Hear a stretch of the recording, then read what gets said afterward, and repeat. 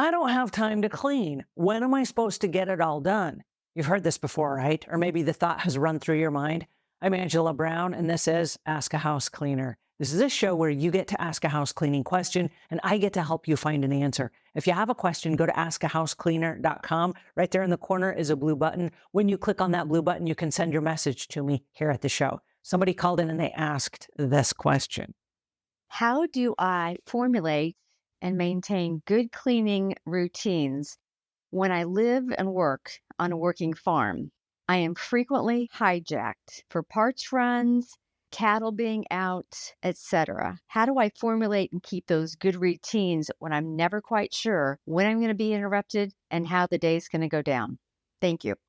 All right, your time is being hijacked. What that means is you're going to have to start getting really good at multitasking. If you're on the telephone with a client or a customer that's about to hijack your time, you can use a Swiffer duster and you can be dusting while you're on the phone. You're going to have to multitask. I do this a lot when my family calls and I know I'm going to be on the phone for a few minutes. I grab my duster and that's when I get my dusting done inside my house. Another thing is we can set up our house for easy access so that we can clean as we go.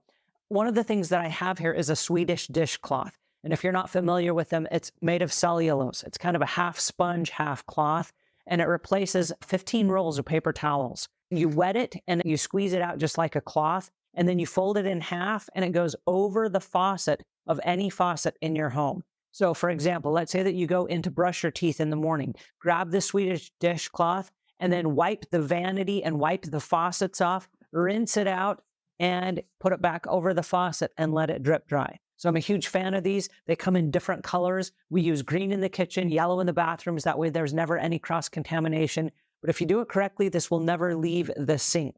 It's going to stay on every single faucet in your house.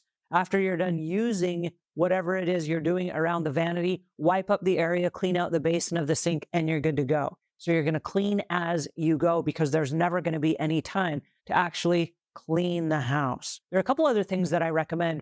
One is keeping a sponge at the kitchen sink.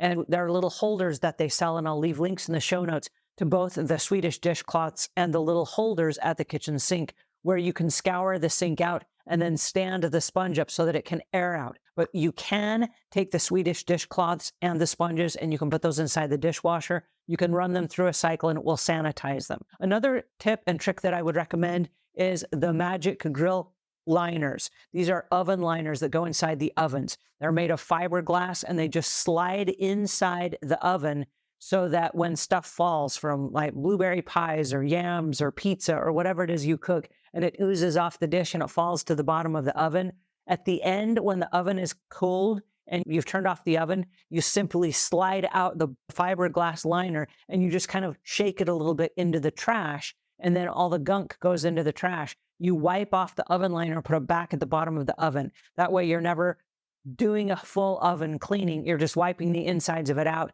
emptying the bottom tray, and then it's always good to go. And the oven liners, they can be cut. They're very easy to cut with just a pair of scissors. You can put them inside the bottom of the microwave, inside toasters, toaster ovens. They heat up to about 500 degrees. So I'll leave links to these in the show notes as well.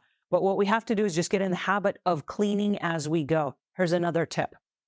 When you use the bathroom in your house, and I'm guessing you have 2 or 3 bathrooms, many homes do, use a different bathroom each time you have to go. Then when you're done in there, take the toilet brush and just scour the inside of the toilet and do this every day. So if you use the toilet 3 or 4 different times a day in your home, different bathrooms, just scour the toilet out real quick when you're done. It takes about 10 seconds. You do 1, 2, 3 with the toilet brush, 1, 2, 3 down in the neck of the toilet, and then up around the rim. And that will keep rings from building up inside your toilet. So it's just a clean as you go system. And then if you're ever standing in front of the microwave waiting for food to cook, you've got about 2 to 3 minutes while food is heating up that you can empty the dishwasher and put that kind of stuff away. So there are a couple of tips there, but the secret is to clean as you go and just make it part of everyday routine so that you're never finding yourself like, oh no, I don't have a window of time to clean. Because guess what? Most people don't. All right, I hope that helps. If it does, give us a thumbs up. If you have questions or comments, those go in the notes below. You can also subscribe because we've got lots of tips here on this show, and this will notify you when we have new shows that come out. Until we meet again, leave the world a cleaner place than when you found it.